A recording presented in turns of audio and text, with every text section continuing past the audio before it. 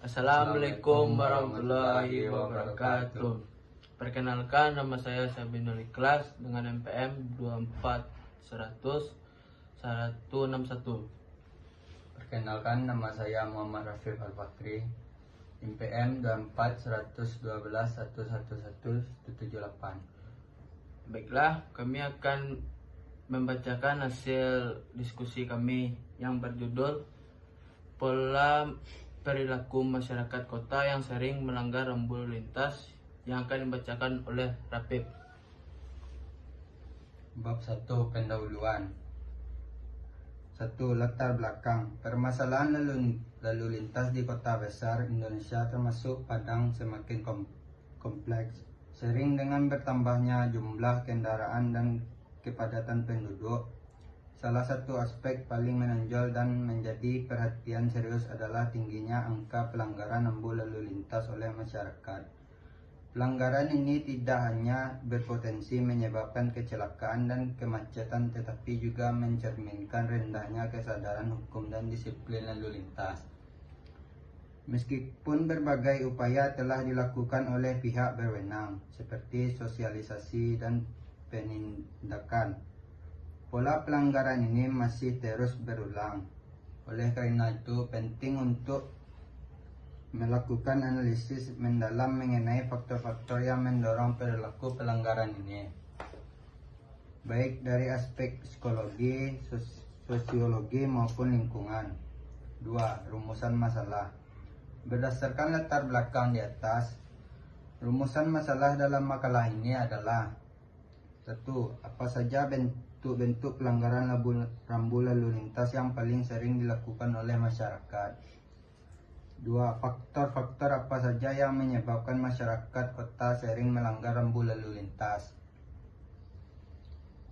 Bagaimana dampak dari perilaku pelanggaran rambu lalu lintas terhadap keselamatan dan ketertiban lalu lintas di perkotaan? Solusi apa yang efektif untuk mengurangi tingkat pelanggaran rambu lalu lintas? 1.3. Tujuan penelitian. Tujuan dari penelitian ini adalah mengidentifikasi bentuk pelanggaran rambu lalu lintas yang paling umum terjadi di perkotaan,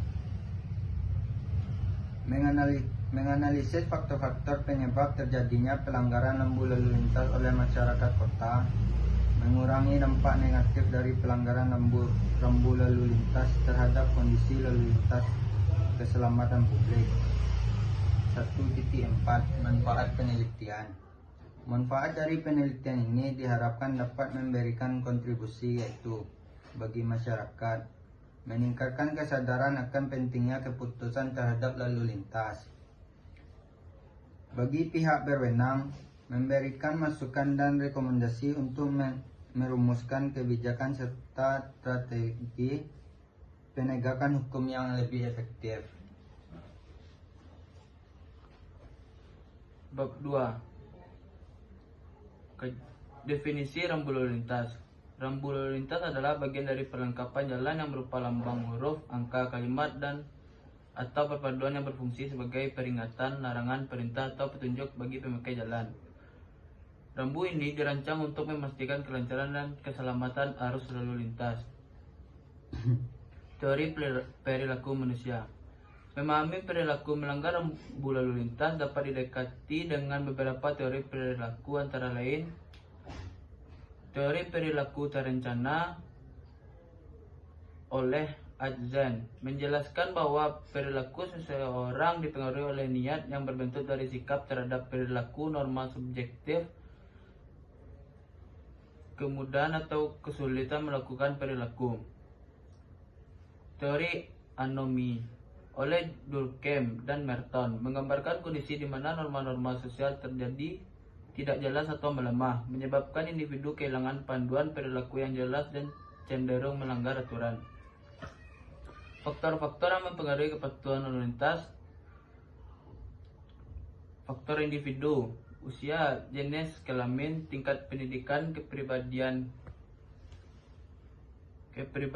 sikap terhadap risiko, dan pengalaman berlalu lintas. Faktor sosial: pengaruh teman sebaya, keluarga, dan budaya masyarakat yang permisif terhadap pelanggaran. Dampak pelanggaran lampu lalu lintas. Pelanggaran lampu lalu lintas memiliki berbagai dampak negatif. Antara lain, kecelakaan lalu lintas, kemacetan, kerugian ekonomi, penurunan kualitas hidup, erosi kepercayaan publik. Bab 3. Bentuk-bentuk pelanggaran lampu lintas yang umum di kota-kota besar termasuk Padang. Beberapa bentuk pelanggaran lampu lintas yang sering ditemukan antara lain menerobos lampu merah, melawan arus, parkir sembarangan, tidak menggunakan helm, melebihi batas kecepatan, melintasi marka jalan tanpa izin.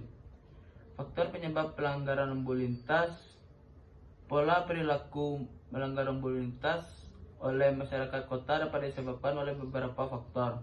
Faktor individu, faktor sosial dan budaya, faktor penegakan hukum, faktor infrastruktur dan lingkungan.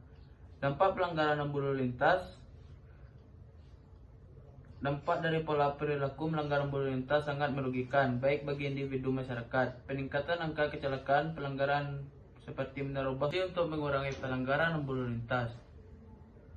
Peningkatan edukasi dan sosialisasi, mengintegrasikan materi etika berlalu lintas ke dalam kurikulum pendidikan sejak dini. Memanfaatkan media sosial dan platform digital untuk menyebarkan informasi dan kesadaran.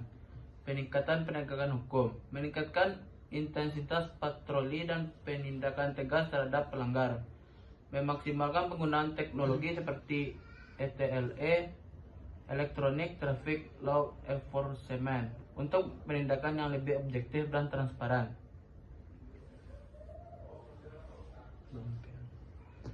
Bab 4. Penutup. Kesimpulan. Pola perilaku masyarakat kota sering melanggar lampu lalu lintas adalah masalah kompleks yang disebabkan oleh kombinasi faktor individu, kekurangan kesadaran, sikap egois, sosial, budaya primitif, kurangnya disiplin kolektif, penegakan hukum dalam kurang efektif dan konsisten, serta infrastruktur desain jalan yang kurang optimal. Pelanggaran ini berdampak serius pada peningkatan angka kecelakaan, kecepatan, kerugian ekonomi, dan penerusan kualitas hidup di perkotaan. Saran: untuk mengatasi masalah ini diperlukan upaya komprehensif dan berkelanjutan dari berbagai pihak, yaitu pemerintahan dan pihak berwenang, masyarakat, pendidikan. Baiklah, itu hasil dari diskusi kelompok kami. Kita akhiri. Assalamualaikum warahmatullahi wabarakatuh.